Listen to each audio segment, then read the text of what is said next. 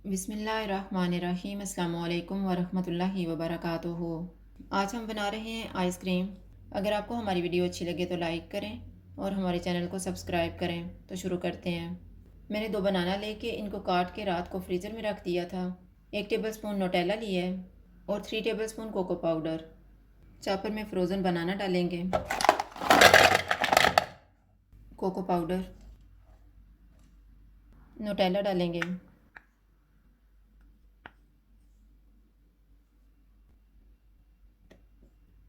इनको स्मूथ होने तक चॉप करेंगे।